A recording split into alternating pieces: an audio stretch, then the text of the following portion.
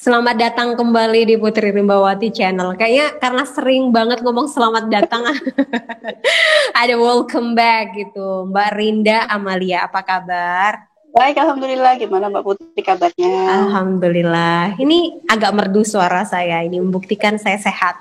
Si Jessie Harus, gimana ya, gitu? harus bersyukur ya, tetap. Iya. Benar. Agak merdu nih dibuat nyanyi. Ini 1-2 lagu udah habis nih. Salam merdeka, masih semangat hari Merdeka. kemerdekaan Iya. ya. Gimana Mbak Rinda merayakan kemerdekaan di negeri Orang seberang? eh, nggak kerasa apa-apa, COVID kan. Biasanya kalau di sini itu kita ada kayak acara lomba 17 Agustusan gitulah, kecilan gitu. Tapi kan karena COVID ya sudahlah di rumah aja. Aku bahkan Nggak lupa ada ini, nggak ada virtual event. ada sih KBRI, cuma aku nggak ngikut. Nggak ikut ya. Iya. Kalau di Indonesia kemarin kita ada gerakan di pukul 10.17 itu 3 menit kita berdiri tegak gitu, terus ini menghargai jasa-jasa pahlawan gitu ya, memperingati hari proklamasi gitu. Detik-detik proklamasi itu meski dimanapun kita berada, tapi kayak di 10.17 ya, waktu itu kita lagi ada live program juga, jadi kita break di 10.17 kita berdiri untuk ya upacara singkat lah ya, mungkin secara dimanapun kita berada gitu sih. Meskipun jamnya beda mungkin ya, kalau Mbak Rinda 10.17 di sini. Jadi Mbak Rinda memang juga tegak ya, tapi tegaknya posisi tidur. Bener. Aku tuh sampai detik ini tuh selalu nangis kalau denger lagu Indonesia Pusaka. Oke. Karena ini banget, kerasa banget kok ketika aku mendengarkan lagu Indonesia Raya di Indonesia sama ketika aku mendengarkan itu di Shanghai juga kayak ngerasanya itu ya itu terharu banget. Berarti itu rasa nasionalisme kita masih ada nggak sih? Iya. Bagaimana pun kita Insya Allah besar Indonesia, orang tua di Indonesia kan. Benar bahasa Indonesia. Anyways, kita betul, masih semangat nasionalisme. Ini hari ini kita membahas sebuah cerita gitu, di mana ketika kejadian-kejadian masa kecil itu ternyata bukan hanya secara ini ya, trauma fisik. Maksud saya itu kentara gitu, tapi ternyata ada trauma-trauma non fisik gitu, ada sesuatu yang masih tertinggal, yang membekas, yang itu bukan hanya mempengaruhi secara psikologis anak, tetapi juga hingga beranjak dewasa. Ini ceritanya begitu ya Mbak ya, kenapa kita menamai topik kita hari ini Inner Child. Nah, sebelum kita membahas lebih lanjut Inner Child, netizen juga perlu tahu.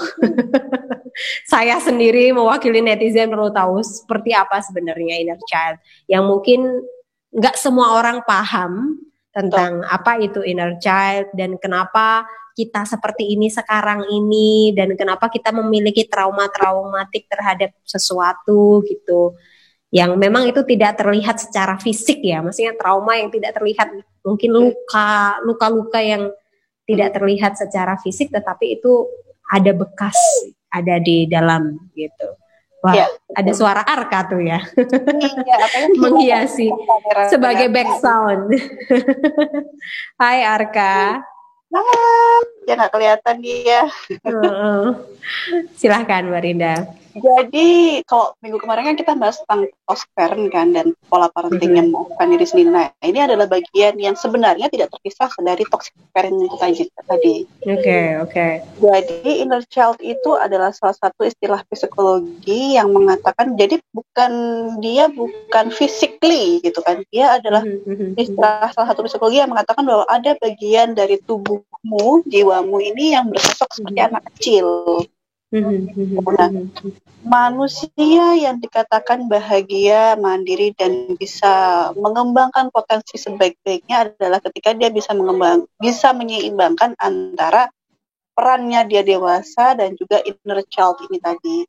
Jadi, menyeimbangkan. Betul, menyeimbangkan. Inner child ini tadi adalah perlambangan dari sifat joy, kebahagiaan, bermain, kemudian penasaran, ya hal-hal sifat-sifat yang dimiliki oleh anak kecil gitu kan. Nah, sedangkan dewasa ini kita dituntut oleh sosial, oleh norma-norma sosial, orang tua, orang sekitar kita, agama, faktor eksternal yang memaksa kita mandiri, serius, disiplin, dan yang lebih kaku gitu. Nah,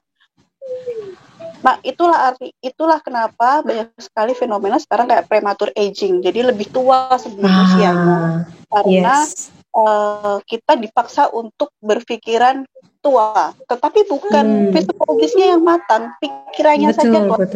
Dia dipaksa untuk meninggalkan sifat kekanak-kanakannya untuk bersiap ke masyarakat. Jadi inner child ini, jadi kalau contohnya gini, ketika anak kita nangis gak mau makan gitu ya, kamu itu makan nanti besarnya gimana gitu. Kita memikirkan besarnya gimana, tapi kita nggak memikirkan sekarang itu apa masalahnya gitu. Kamu tuh sekarang nggak bisa matematika, nggak bisa hitung-hitungan, nanti kamu gimana mau jadi orang? Ini kan masalahnya terlalu jauh kan? Atau gini, anak yang dipegang terus-terusan nanti bau tangan, nggak bisa ngomongnya sehingga nanti dia manja gitu. Nah, padahal sebenarnya adalah yang dibutuhkan anak pada saat itu adalah memang kebutuhan atas perhatian dan sentuhan. Jadi kalau sekarang dikasih terlalu banyak, dia nanti jadi manja. Padahal kalau nanti tidak dikasih ini, ketika dia dewasa, dia secara naluri masih membutuhkan ini tadi, pos yang kurang ini tadi, sehingga dia dewasa akhirnya fokus ke kemandirian dirinya, dia malah fokus untuk mencari kenyamanan, begitu Mbak Putri.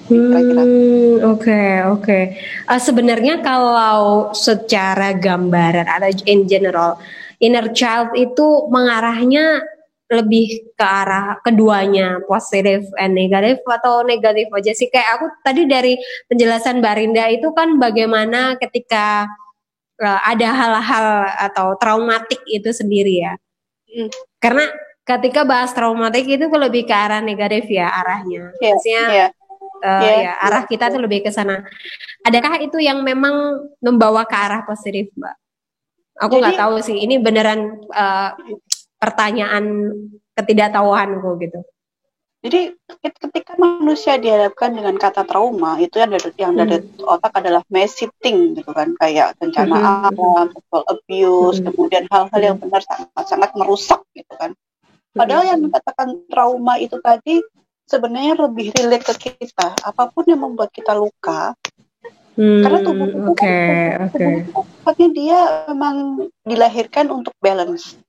Ketika dia ada sistem yang luka, dia akan tubuh itu akan membuat define mechanism yang rejective gitu loh. Memang karena itu adalah ada bentuk survival kan di situ. Nah, trauma yang ini adalah kekerasan, ditelantarkan, dibiarkan, peristiwa tragis, dibesarkan dengan keluarga tanpa batasan dan tidak diberikan apresiasi yang sesuai. Itu jauh banget dari kata-kata definisi trauma yang ada pada umumnya kan. Jadi ketika anak tidak diberikan kebutuhannya sesuai waktunya, ini nanti kita kayak seolah-olah kayak bom waktu, karena nanti pada saat dia dewasa, dia akan ada kecenderungan punya mental illness dan susah punya relationship sama orang lain kayak gitu. Ini Mbak, aku mencoba mencerna ya, main point dari inner child ini selain yang pertama tadi trauma, kan ada bagian yang dimana kita harus memahami untuk mengenali diri sendiri tuh. Nah itu maksudnya adalah untuk memangkas akar tadi ya, dan juga untuk lebih baik ke depannya tuh gitu kan maksudnya. Berarti silakan. Gimana Mbak? Lanjutin berarti kenapa? Berarti kan inner child ini adalah cara kita di mana kita lebih mengenali trauma diri kita untuk mengatasi itu untuk jadi lebih baik ke depannya. Jadi kayak lebih ke solusi gitu ya untuk beradaptasi dengan lingkungan.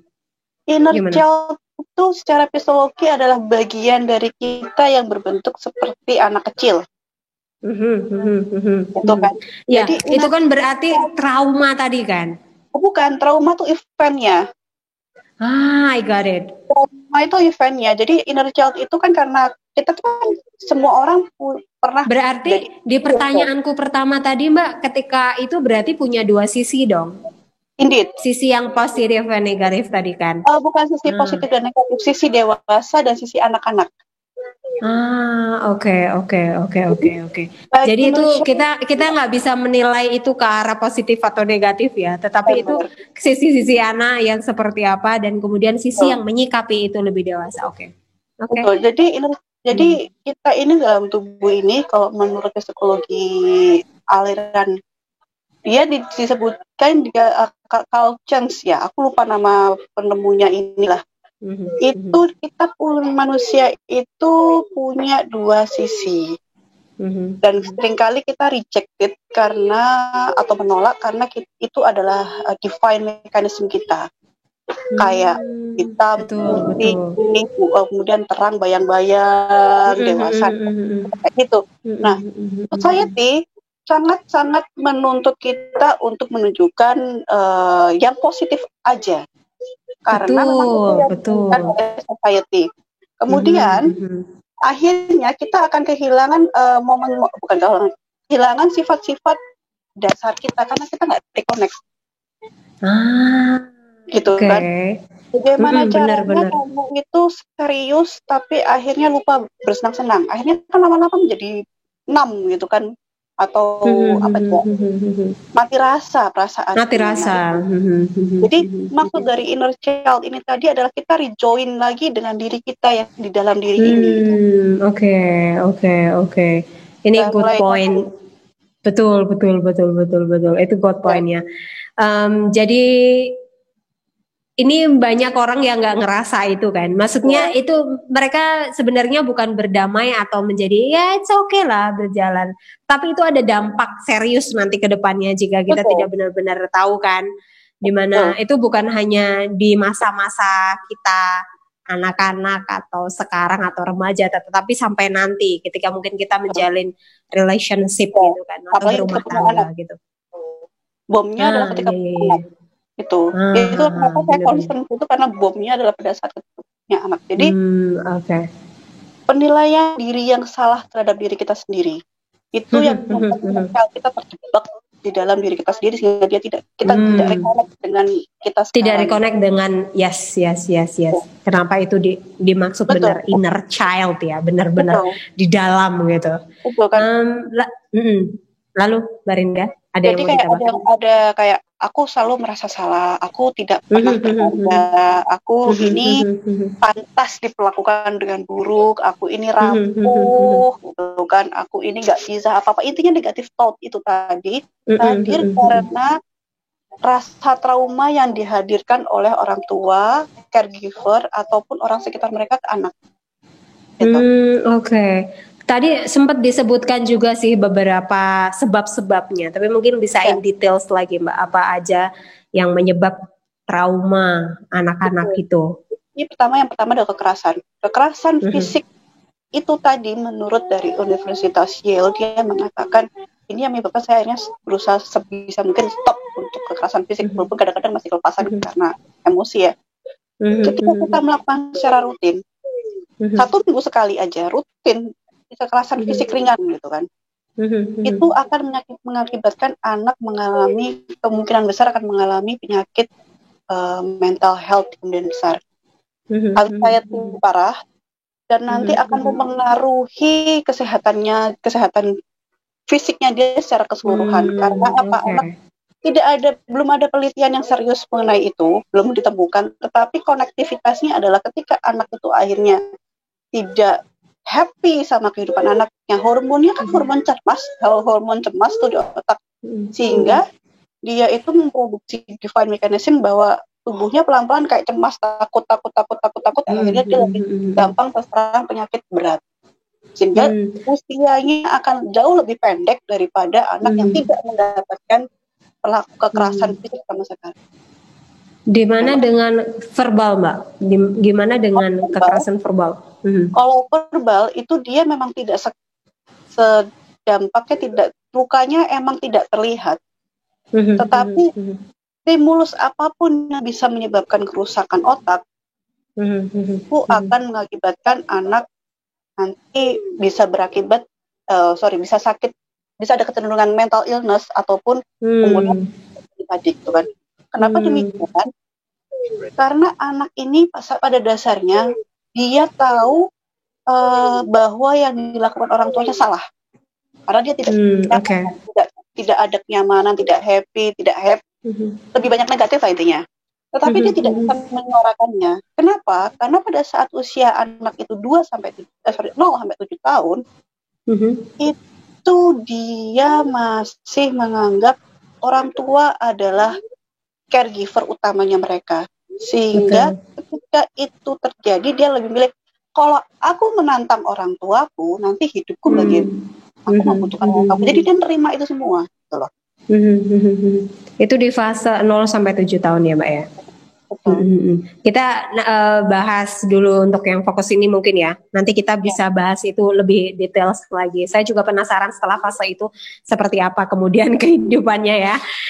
Kemudian yang pertama tadi adalah kekerasan baik itu verbal maupun non-verbal, itu juga memiliki luka-luka dan juga traumatik di sendiri. Kemudian yang kedua itu ditelantarkan. Ini maksudnya gimana, Mbak? Anak kok ditelantarkan? Apakah ini secara apa ya istilahnya, memang secara visual atau verbally bahasa itu memang mungkin diberikan orang atau tidak tidak dirawat gitu, seperti apa ditelantarkan? Ya memang begitu. Jadi ditelantarkan yang artinya ya kamu kan, ketika itulah kenapa ketika orang tua itu memiliki mental illness, anaknya akan cenderung memiliki mental illness juga. Karena begini logikanya, ketika ibu mengalami kayak postpartum depression, anxiety, perinatal anxiety, OCD atau apapun itu, dan lebih banyak menghabiskan waktunya di tempat tidur, karena anak merasa ditelantarkan ya. Sebenarnya lebih feel apakah orang memang sengaja. Kadang kan orang tua nggak sengaja itu tidak menelantarkan, maksudnya kayak menitipkan. Aku nggak tahu sih apakah itu kemudian si anak merasa aku ditelantarkan karena aku nggak butuh ini gitu loh. Aku maksudku tadi itu, apakah bahasa ditelantarkan itu siapa yang merasakan itu? Apakah ketika anak merasakan itu meskipun orang tuanya itu tidak bermaksud menelantarkan? Aku jelasin dulu yang pertama ya. Jadi ketika orang tuanya itu kena mental illness, inilah alasan kenapa aku selalu mengatakan berkali-kali kesehatan mental itu penting, karena ini tadi.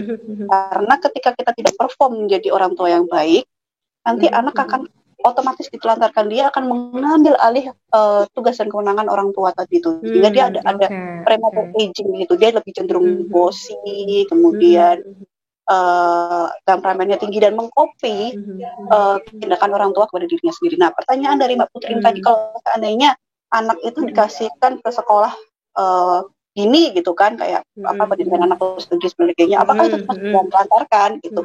Tergantung bagaimana anak itu merespon. Jadi sangat formal ketika anak itu dipisahkan, kemudian ada kecemasan berpisah, separation anxiety, itu normal. Itu artinya kelekatan anak dan orang tua tuh bagus. Betul. Gitu. Dan itu tidak, aku kalau beberapa literatur psikologi anak yang aku baca tidak termasuk ditelantarkan selama institusinya bisa menggantikan peran orang tua dengan optimal. Tidak bisa digantikan penuh secara akademisi, karena bagaimanapun anak itu metode pembelajaran paling bagus itu di orang tua, tetapi paling enggak kebutuhan anak utamanya itu bisa dipenuhi oleh institusi tersebut, maka tidak disebut ditelantarkan gitu. Jadi selama anak itu tidak merasa, maksudnya ini bukan hanya orang tua ya, tetapi selama tadi penggantinya juga itu memberikan apa yang dibutuhkan anak, sehingga anak tidak benar-benar merasa ditelantarkan. Ya. Lalu berikutnya adalah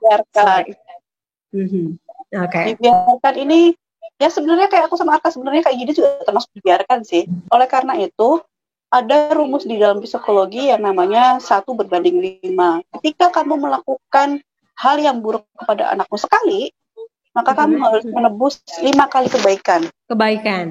Iya gitu. Jadi ya sekarang ini nanti aku harus bayar ke Arka kayak peluk, cium, gendong, main keluar, kemudian harus menggantikan hal tadi ya 5 kali lipat 5 untuk kali menggantikan lipat.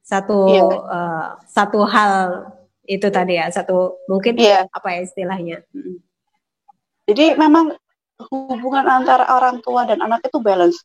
Dan jangan dipikir bahwa ketika kita sangat menjaga anak kita dengan baik, akhirnya kita jadi overprotected. Enggak, jadi memang harus balance gitu loh. Tarik ulur. Gitu kan. Kita marah, kayak aku semalam itu kan akar awal banget ya. Keadaan ngantuk, capek, lapar kan udah malam banget, marah. Benar. Jadi setelah tenang aku minta maaf. It's not about you, it's about me. Pertanyaannya adalah ketika kamu marah kepada anak ataupun kepada orang lain, sebenarnya apa yang membuatmu marah? Apakah karena perkara tersebut? Apakah itu dampak dari sesuatu berimbas ke sana gitu? Apakah karena perkara tersebut atau karena kamu tidak bisa meregulasi perasaanmu? Itu dulu.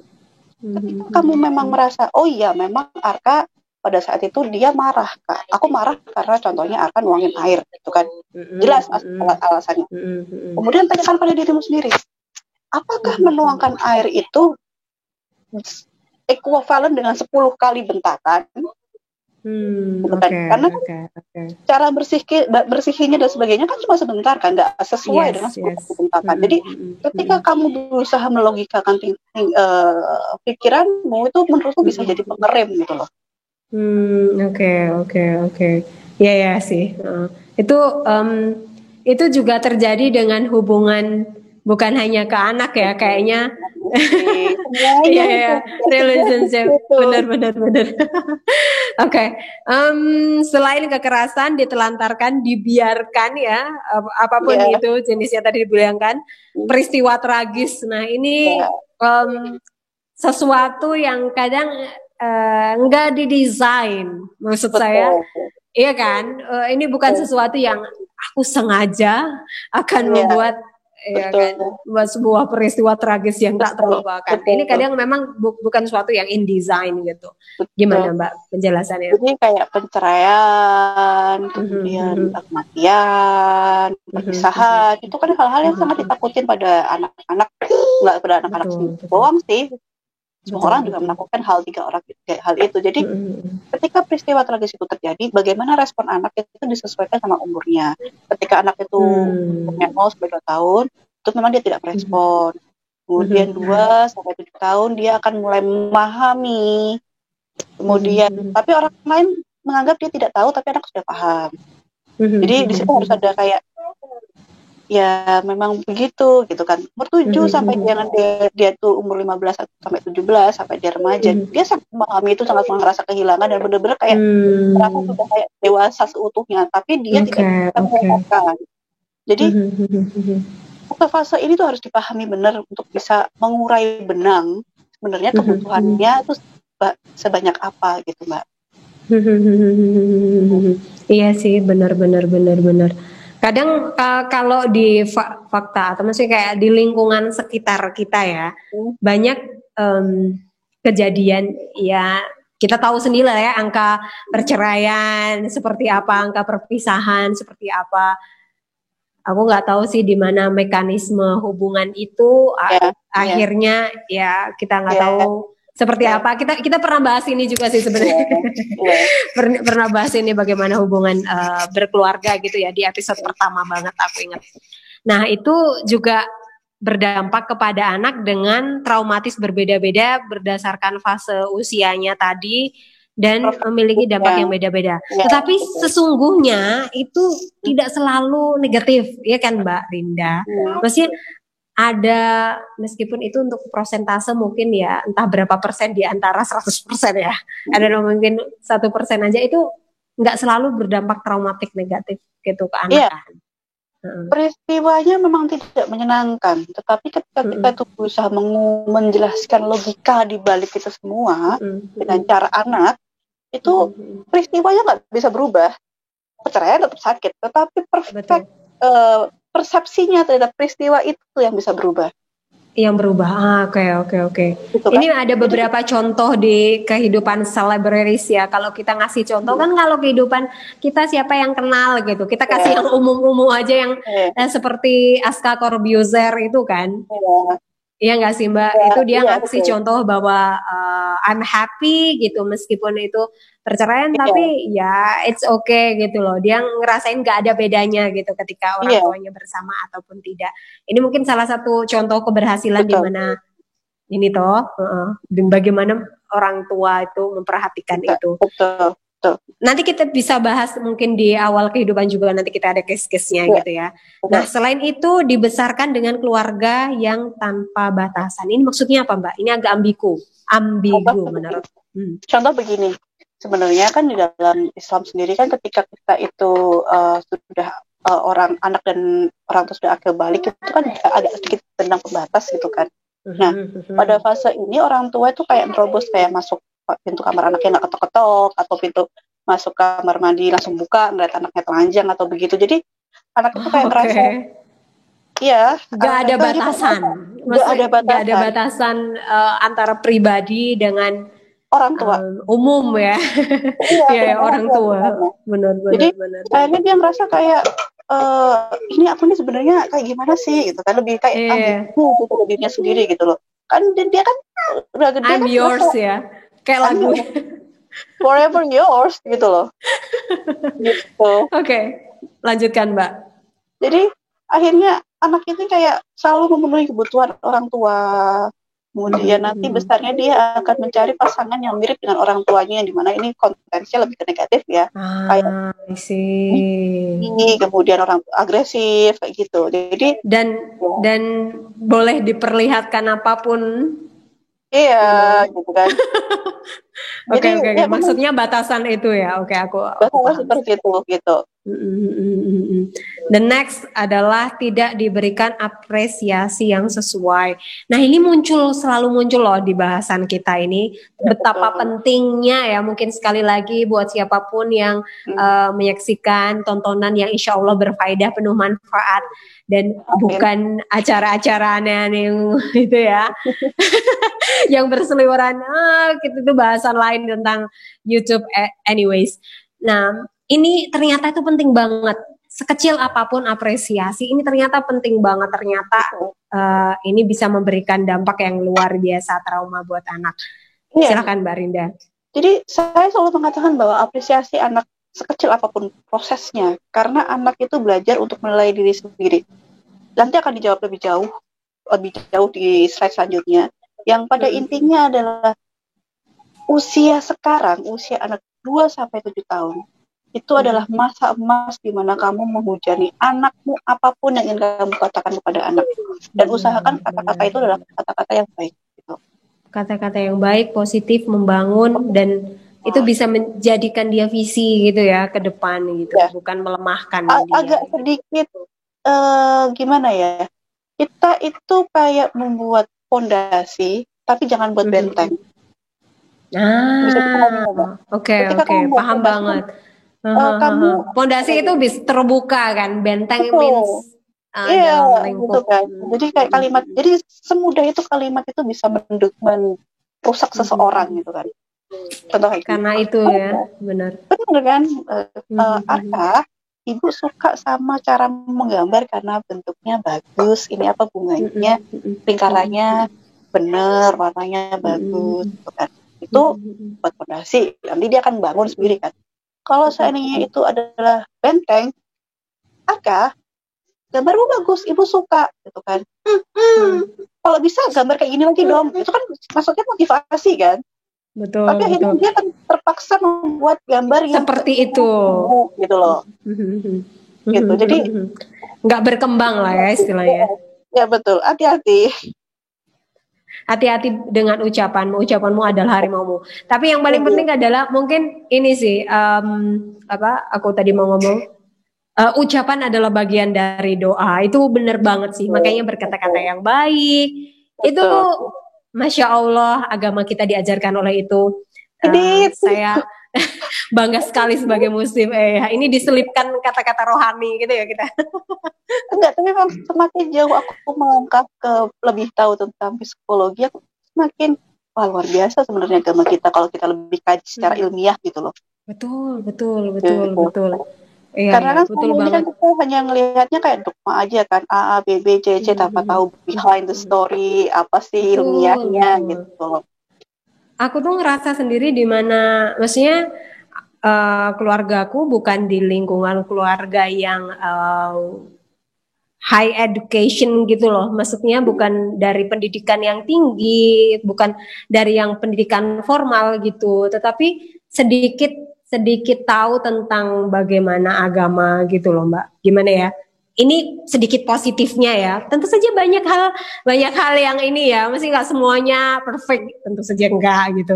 Tetapi ada sedikit itu yang aku pelajari dari kecil banget sih, bagaimana Bapak Ibu itu mengajari tentang hal-hal kecil tentang agama gitu loh, bagaimana memberi, bagaimana bertutur kata yang baik, kayak gitu-gitu tuh aku ngena berarti.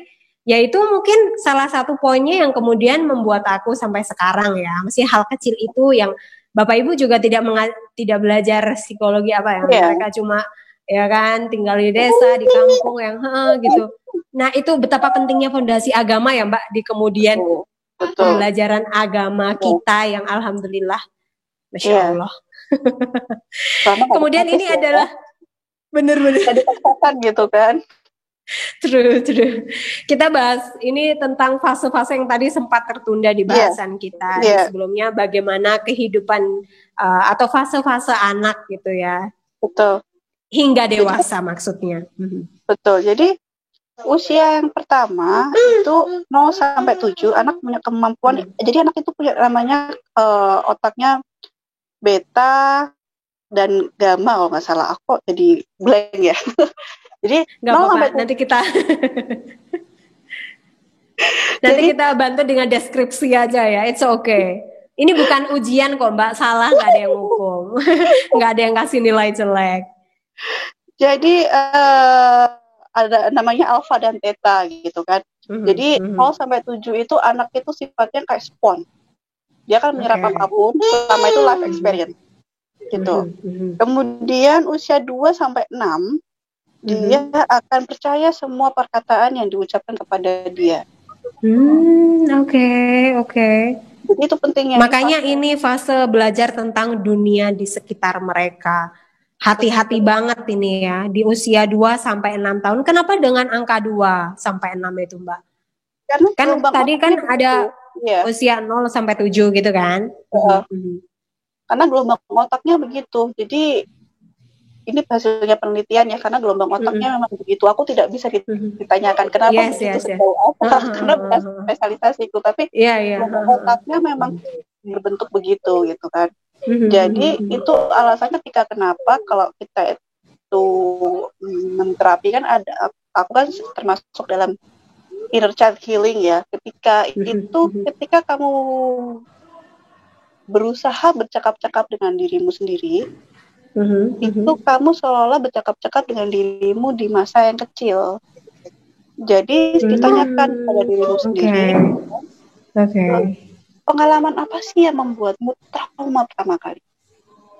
Ada orang itu yang dia sangat ketakutan ketika berada di keramaian. Dia nggak sadar itu, tapi dia kayak tahu cemas dan sebagainya gitu kan. Tapi begitu sih terapi, ternyata baru tahu ketika dia usia sekitar 3 atau 4 tahun, ibunya secara tidak sengaja meninggalkan dia di tempat keramaian. Dia masih insecure sama kejadian itu.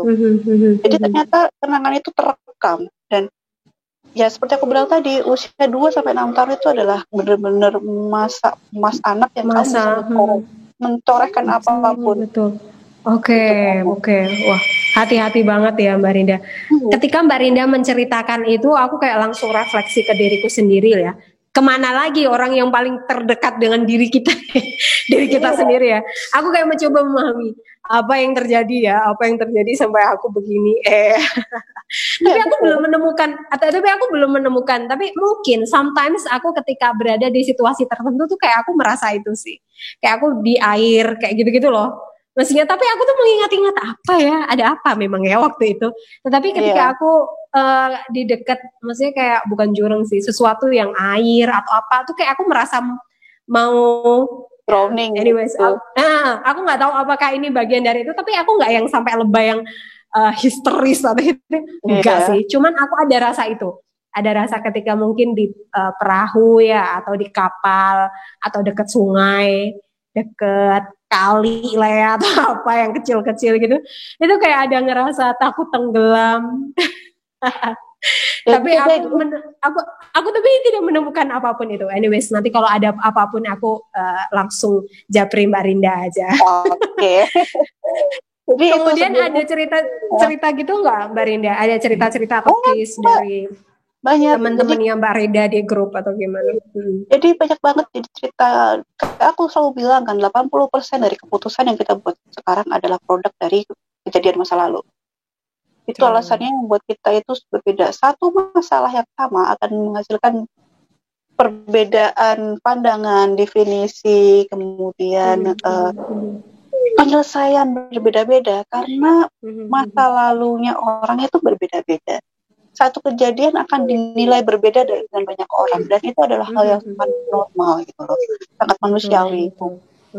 Itulah kenapa salah satu tujuan dari kita reconnect dengan inner child kita adalah membuka possibility itu. Sebenarnya kita ini untuk melihat aktualisasi diri kita bagaimana, the true kita itu bagaimana, yang sebenarnya kita gimana, batasan kita tuh bagaimana, batas atas gimana, batas bawah gimana, nilai kita sebenarnya bagaimana, karena pada usia 2-6 tahun itu bisa jadi nilai yang ditanamkan orang tua kita tidak sama dengan nilai yang kita anut sebenarnya. Benar.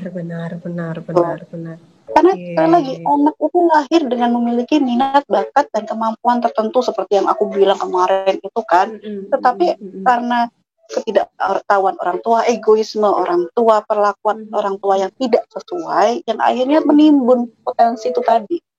Itu alasannya kenapa kita berusaha untuk mereconnect inner child itu tadi agar potensi itu terbuka. Sebenarnya tujuan kita hidup itu apa? Itu terjawab pada saat kita kecil sebenarnya. Oke. Jadi semua ya, kita pun sekarang ya kuncinya itu ada di masa keemasan usia anak gitu tadi ya. Oke. Itu semoga apa yang kita sampaikan ini benar-benar tersampaikan ya kepada Bapak Ibu muda baru, ibu baru mungkin, atau yang menjelang pernikahan atau apapun itu. Ini ilmu penting banget. Lalu kemudian sama traumanya. Yes, benar. Itu sebenarnya di usia apapun sih, karena itu tadi ya untuk mengaktualisasikan diri. Tapi bisa jadi seperti yang Mbak Rinda ceritakan, itu akan kemudian baru boom banget itu ketika berkeluarga, ketika melahirkan, ketika punya anak seperti itu. Iya. Karena kan ketika kita punya anak kan kita benar-benar kayak menghadapi diri kita ini. Ya. Aku mengalami experience dan aku cari gitu kan di beberapa literatur, jurnal dan sebagainya. Kenapa kita pas punya anak itu kayak menghadapi diri sendiri? Karena secara fisik kita mirip dengan masa kecil yang kita betul. Jadi ada kayak kejengkelan, sebel, bahagia, overjoy karena punya anak gitu kan, semuanya mencampur satu. Dan pada saat itu kita akan merefleksikan apa yang orang tua lakukan ke kita. Benar. Aku jadi ingat salah satu perkataan ini ya, orang terdekat tuh gitu bilang ketika menghadapi yang kayak darah daging itu ya anak ya itu kamu gitu loh. Ataupun kita ke orang tua ya, orang tua itu kita ya itu kita gitu loh. Itu jadi ke anak pun itu juga itu kamu menghadapi dirimu. Tapi ketika sedang berkaca ke orang tua sebenarnya ya itu bagian juga gitu. Itu dari itu kita gitu. Mereka adalah kita adalah ya kan. karena ada ya kita koneksi tadi. Kita ini sebenarnya merefleksikan banyak hal gitu kan, orang tua kita, anak kita, lingkungan kita, bener bagaimana sih. Dan jadi terlalu banyak yang diproses sama otak sehingga kita nggak ngerti mana yang paling bermanfaat. Apa ya? Kemarin itu aku barusan ngobrol dengan seseorang gitu, dia sangat menderita karena otaknya sangat overload.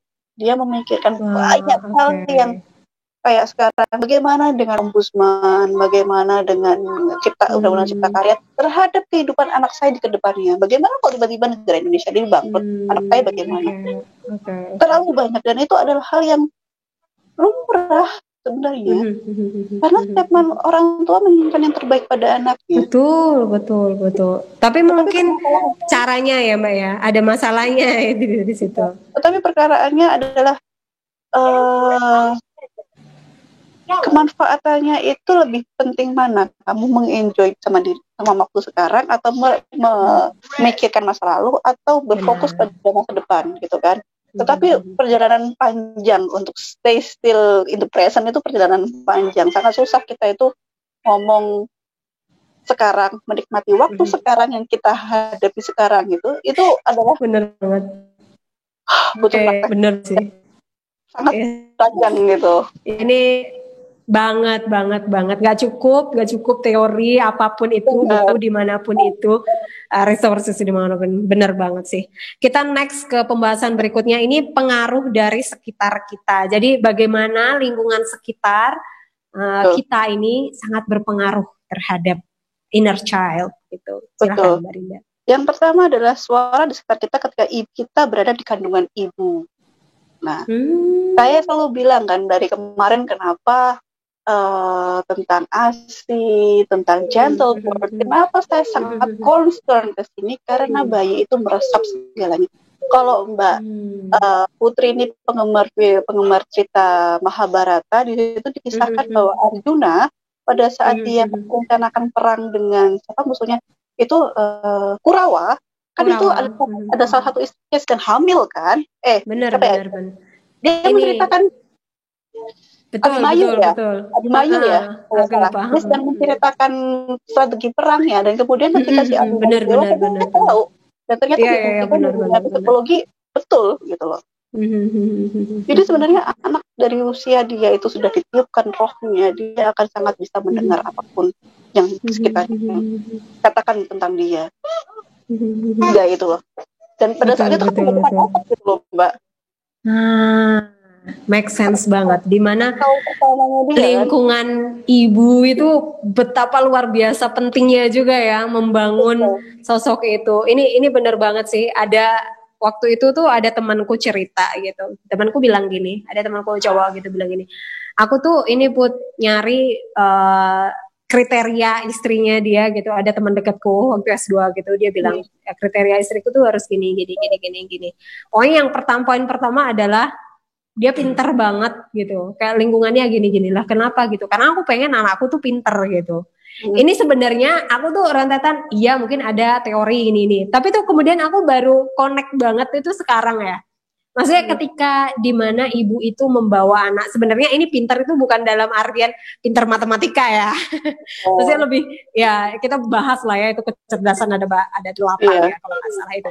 Jadi itu dimana lingkungan ibu ketika ibu mengandung itu ya, kemudian dia membisikkan itu, lingkungannya menceritakan itu ya kan, menceritakan tentang apapun itu yang kemudian merangsang buah hati yang di dalam kandungan itu kan, Mbak Rinda. Itu aku akhirnya baru paham sih maksudnya temanku itu. Sekarang akhirnya paham kenapa ibu itu sebagai anak, karena memang gimana ya, dia tuh caregiver utama bahkan di dunia psikologi. Pertama kita tahu ibu tuh suganya anak itu dari otomatis dari agama kita kan. Oh iya deh, karena ibu memang melahirkan kita. Betul. Tetapi ketika aku mulai belajar tentang psikologi, dari mulai psikologi anak, kesehatan mental ibu, semuanya aku campur-campur lah ya sesuai dengan family well-being tadi. Aku mulai sadar bahwa memang ibu ini perannya sentral. Untuk itu, aku harus menjaga diriku sendiri.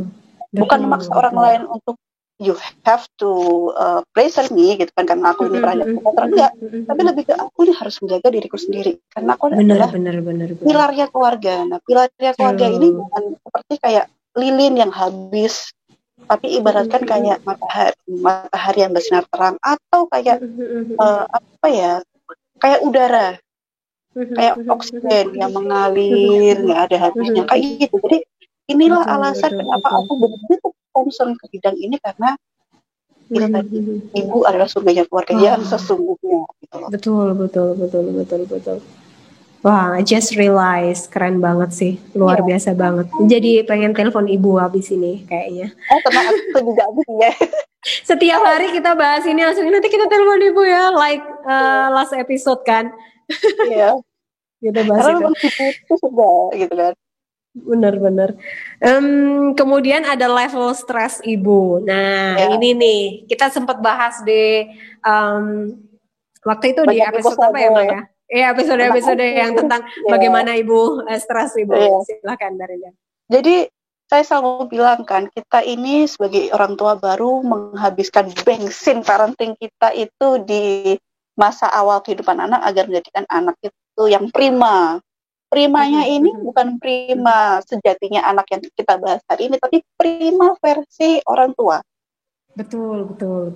Orang tua tuh lupa bahwa anak itu mempunyai misi yang berbeda, bakat yang berbeda, tapi kita akhirnya membentuk anak itu sesuai dengan visi kita sekarang, yang dimana visi kita sekarang itu dipengaruhi oleh lingkungan sekitar. Jadi kan itu sudah tak pure lagi kan ini tadi. Nah, pada saat pembentukan ini tadi, ibu stres kan, dari mulai dia bingung ASI, kayak aku cerita tentang ASI itu tadi, tentang dia habis operasi bagaimana, tentang dia habis kayak melahirkan gimana, prosesnya itu begitu enak gitu kan, dari mulai 0 sampai 2 gitu kan, dan bisa jadi lebih panjang gitu kan, sehingga dia stres.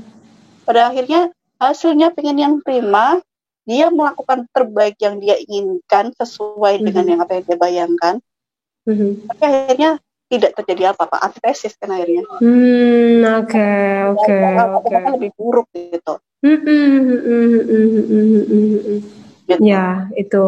Jadi ini sering banget sih ya Mbak, kalau kita lihat mungkin case-case Barinda banyak banget kalau misalkan teman-teman yang menceritakan itu, dimana pada dasarnya itu orang tua kan selalu pengen yang terbaik ya, itu tadi seprima seperti apa yang orang tua inginkan gitu. Tetapi memang ya sekali lagi perlu dipahami, anak itu unik dengan keunikan masing-masing. Kita lanjutkan ke komplikasi pada saat hamil. Nah ini Mbak ternyata berdampak juga. Ini pengaruh-pengaruh dari luar juga, termasuk dari pengaruh dalam luar juga. Seperti apa Mbak Renda itu? Ini baik fisik maupun psikis. Jadi jadi ada pandangan kuno mengatakan bahwa masalah terutama manusia modern adalah pikiran-pikiran itu yang mengatur tindakan, perkataan, perbuatan, emosi gitu kan. Tetapi sebenarnya kalau kita tarik lagi ke belakang, sebenarnya kita ini tidak bisa terpisahkan antara fisik kita, pikiran kita, emosi kita dengan behaviornya kita tuh nggak bisa terpisahkan. Jadi contohnya, ketika kita ibu baru sakit perut, waktu hamil itu kan tubuhnya pegel, susu payudara penggak, kadang nggak enak dan pokoknya. Kemudian belum lagi ketambahan kayak preeklamsia, atau kalau aku dulu gestasional diabetes, atau penyakit yang lain, kan mau nggak mau akan berakibat pada tubuh ibu kan, dia akan mengaruhi hormon tubuh semua. Gitu kan, gitu. Nggak nyaman dengan tubuhnya. Ketika kita nggak nyaman dengan tubuh kita sendiri, kita nggak akan perform terbaik kan. Betul. Harus gimana dong Mbak kalau posisinya kayak gitu? Let it go. Eventnya tetap aku lakukan. Jadi sifat dasar dari trauma itu adalah eventnya tetap. Betul. Perfeksi, pandangan kita. Perspektif. Ya, perspektif sampai belibet ngomongnya. Perspektifnya bisa kita ubah gitu. Eventnya tetap gitu kan. Bener sih. Make sense. Gitu kan. Pada proses pelaksanaan, pada proses terjadinya itu pegel, tetap kesel, tetap capek. Tapi ketika sudah selesai fasenya. Ya. Mbak Rinda kayaknya ke-mute nggak sih? Nah, ibuku telepon tadi, takut dikalian dulu nanti aku Waduh, Ibu, mohon maaf Ibu. Insya Allah sebentar lagi kita telepon lagi ya Ibu. Lalu next kita ada obat-obatan yang dikonsumsi Ibu pada saat hamil. Nah ini perlu hati-hati juga ya Mbak Rinda ya. Ini semuanya harus sesuai resep dokter, jangan main-main deh. Benar. Seperti kayak apalagi ada yang itu loh yang beauty untuk kecantikan itu loh, itu hati-hati banget. Aku inget banget. Aduh, aku inget banget itu ada salah satu temenku yang akhirnya ya alergi apa segala macam, tapi agak diabaikan gitu ya. Ini sih dampaknya jadi ini ketika ya, anaknya nggak bisa diselamatkan kayak gitu. Sedih banget sih itu. Gitu. Lalu lanjut lagi ada infeksi pada saat di kandungan. Ya, sama lagi. Masalah di kandungan itu kan kenapa sekarang berkali-kali dikatakan di kandungan, karena sekali lagi proses awal dari pembentukan manusia itu ada di fase bayi dalam perut. Betul. Ya, nah, ini ada poin penting setelah ini nih Mbak. Mungkin kita agak bisa bahas perdalam pengalaman melahirkan. Ini aku sempat bahas juga sama Mbak Lia ya. Iya.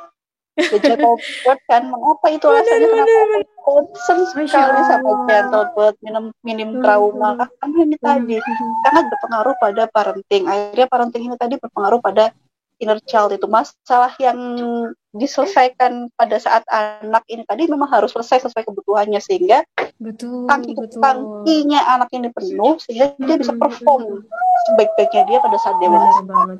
Ini hanya itu aja sebenarnya. Jadi nggak usah tambahan macam-macam, penuhi kebutuhan anak sekarang sehingga dia tidak akan meminta kebutuhan itu nanti ke orang lain ataupun ke siapapun pada saat dia dewasa. Betul. Ini betapa pentingnya ya, ternyata bukan hanya di kandungan, sampai dalam pengalaman melahirkan pun. Perawatan pada masa awal kehidupan. Nah ini maksudnya gimana nih Mbak? Ketika lahir itu kah? Ketika baru persalinan itu? 2-3 bulan itu kan anak kan harus direspon segera. Nangis itu nggak boleh lebih dari 1 menit. Harus langsung diangkat. Oke. Karena anak itu pada saat usia seperti itu dia menangis karena memang membutuhkan bantuan orang tua, bukan menangis mencari perhatian. Kok area sekarang dia sudah pintar mencari perhatian dari nangis kan? Itu nggak apa-apa dibiarin dulu, tergantung urgensinya. Tapi ketika lahir ya, itu harus segera direspon karena itu berkaitan dengan kemampuan dia untuk mempercayai orang lain. Jadi ketika anak itu, aduh sedih banget sih itu. Iya, karena ketika anak itu merasa bahwa oke, ternyata dunia di luar dia aman, dia akan bisa untuk berkembang. Jadi otak manusia itu fungsinya cuma 2, survival atau thriving, bertahan atau berkembang.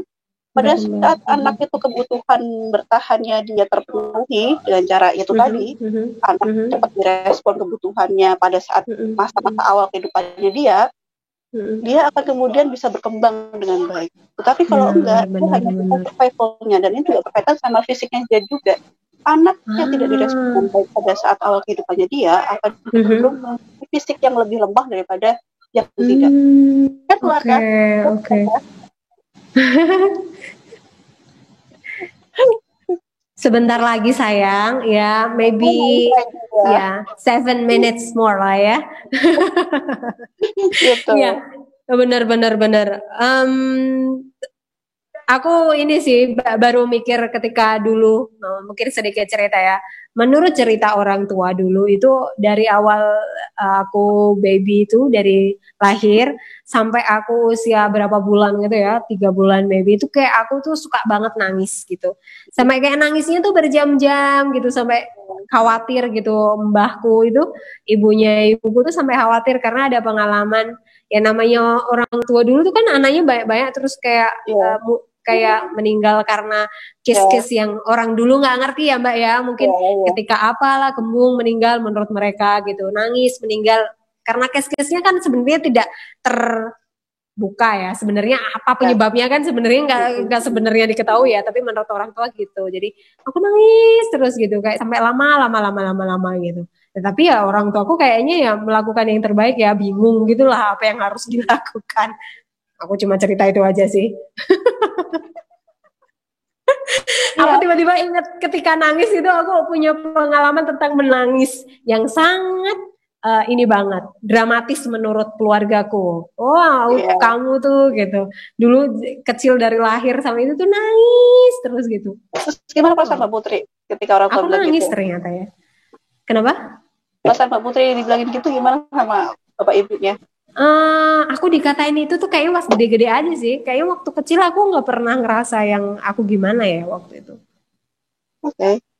Mungkin aku nangis ya gitu. Aku nggak ngerasa gimana-mana. Aku tahu tuh ketika gede gini aku sering tanya. Aku dulu waktu kecil gimana sih? Aku sering kayak gitu. Maksudnya serewel apa aku, senakal apa aku, semerepotkan apa aku suka nanya-nanya gitu loh. Ya, terus ntar aja deh. Ya, nanti kita curhatnya nanti ya. Yang terakhir itu adalah keterikatan emosional yang diberikan oleh orang tua dan pengasuh. Ya. Maksudnya ini keterikatan seperti apa, Mbak Rinda? Keterikatan, attachment itu sangat penting pada anak. Jadi attachment itu nanti itu menjadi dasar dari parentingmu. Jadi attachment itu nanti akan menciptakan bonding. Jadi semelekat apa kamu sama anakmu itu nanti akan berpengaruh pada teori parentingnya. Seperti aku contohkan tadi kan, anak itu pada usia 0 sampai usia 7 tahun sangat membutuhkan sosok orang tuanya karena dia adalah orang tua itu caregiver utama. Mereka nggak bisa hidup tanpa orang tua pada fase itu. Nah, pada saat itu kita membentuk kelekatan. Inilah yang aku selalu bilang bahwa membentuk momen-momen indah bersama. Benar. Menerapkan nilai-nilai itu di sini usia yang ini yang luar biasa pentingnya gitu. Semakin kita melekat dengan anak, maka akan semakin mudah kita itu bukan mengarahkan dan atau mengontrol ya, tapi kayak memantau anak kita pada usia dewasa sampai nanti dia tua. Gitu.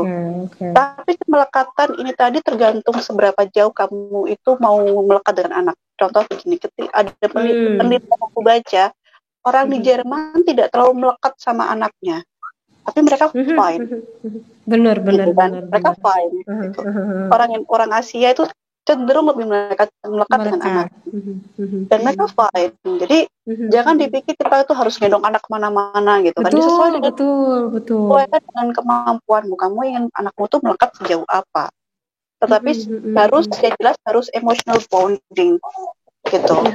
Keluarga, emotional bonding itu yang penting. Jadi benar-benar terikat secara emosional sehingga kayak tadi kan aku ngomong sama ibu telepon gitu contohnya kayak gitu. Jadi benar.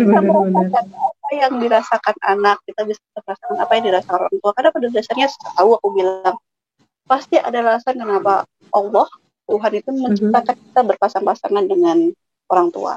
Benar. Itu yang coba kita jalani bersama-sama. Betul. Di antara semua bahasan ini, adakah yang masih perlu kita perdalam lagi untuk bahas, Mbak? Tadi kan beberapa poin kita agak speed gitu. Ya, inner child itu tadi saya ulang lagi, siapa tahu boleh. Yang ke depan tadi nggak skip gitu. Inner child itu adalah wujud dirimu sendiri pada saat kecil yang bukan terjebak sih, dia ada dalam dirimu sendiri, tetapi di dalam diri nggak reconnect karena tuntutan dari sosial. Nah, padahal data sejatinya kita itu mau ngapain di dunia ini itu ada di akses anak itu tadi. Nah, ketika nanti kapan-kapan aku akan paparkan tentang salah satu teori psikologi yang memaparkan tentang kematangan psikologis anak. Jadi ada kan omongan orang bahwa tua itu pasti dewasa bijak belum tentu. Benar.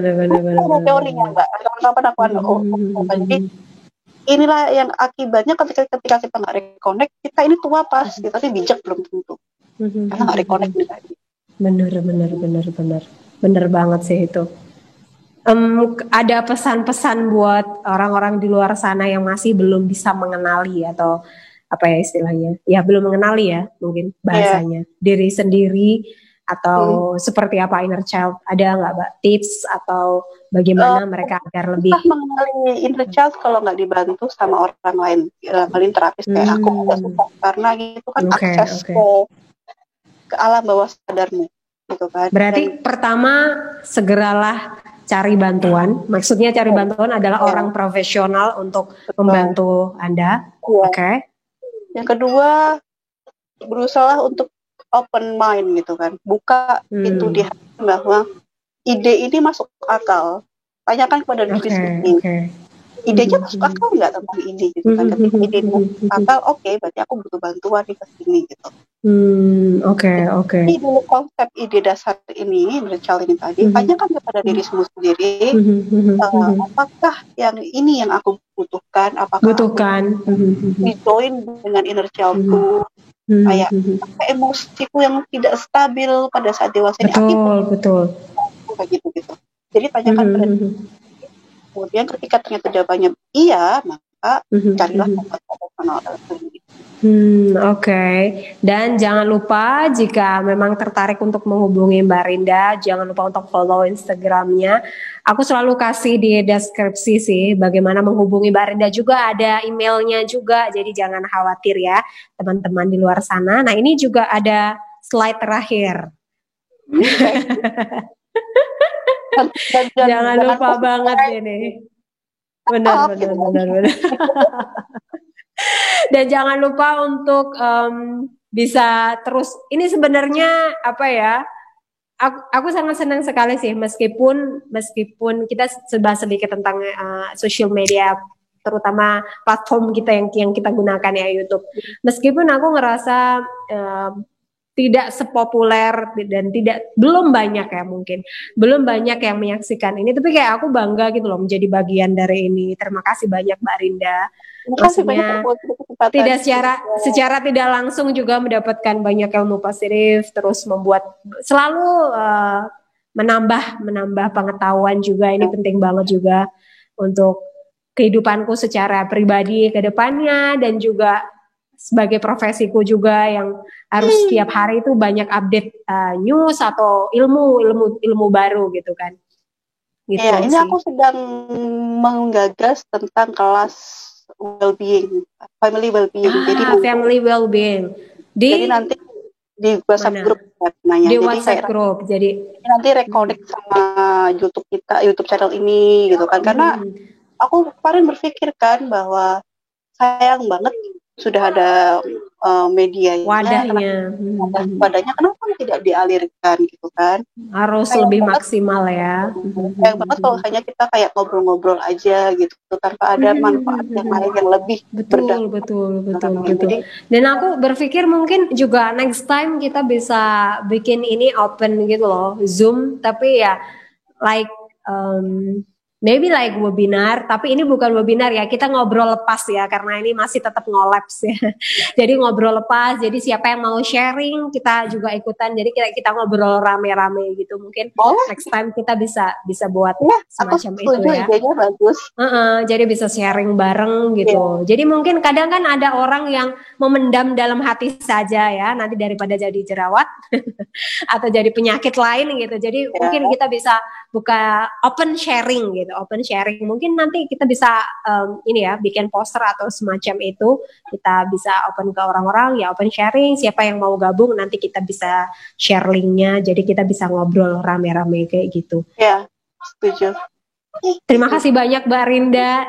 Untuk next episode sudah ada pikiran nggak kita mau bahas apa? Mungkin sudah. Saya jadi nanti jadi nanti teman-teman juga bisa update nih, ngikutin kalau next episode kita akan bahas suatu yang siapa tahu nih teman-teman juga tertarik dan juga ingin gabung atau untuk mau sharing. Kita juga ada live chatnya di YouTube ya. Jadi live chat itu dimanfaatkan banget karena kita ngikutin. Jadi aku sama Mbak Rinda juga ngikutin di live chat itu. Jadi misalkan ada pertanyaan atau ada apa, jangan sungkan untuk di sana gitu. Jadi untuk minggu itu temanya hubungan dengan orang tua, menghadapi trauma dan luka pengasuhan. Oke, jadi ini masih di hubungan dengan orang tua. Ya parent memang aku relationship gitu. sengaja buat judul itu yang sekiranya berangkaian gitu. Setelah kemarin kan kayaknya kan putus gitu, kayaknya kok Betul, kurang betul. Kurang maksimal. jalan gitu ya. Jadi aku tidak Kurang berangkaian. benar-benar Jadi benar benar. kiranya selama kira-kira Connecting gitu ya Mbak ya. berapa ya? Sekitar berapa nih? 1, 2, 3, 7 minggu ke depan itu tentang trauma pengasuhan. Jadi Oke. poinnya adalah untuk memahami batasan dirimu sendiri, nilai bagaimana. Kan kemarin kan toxic parent kan aku bilang kan salah satu menghadapi toxic parent adalah kamu harus buat nilai baru. Yes, apa yang berharga bagi kamu. Nah, nanti di ending sesi ini tadi yang nggak trauma ini tadi adalah bagaimana membuat nilai baru dirimu sendiri. Betul. Nah, nanti buat teman-teman ini jangan lupa untuk tetap ngikutin ya, ngikutin bagaimana obrolan asik dan juga lepas ini. Semoga nanti kita bisa bikin platform ini ya, metode atau cara strategi yang bisa lebih asik lagi, yang teman-teman juga bisa sharing seperti ide kita tadi.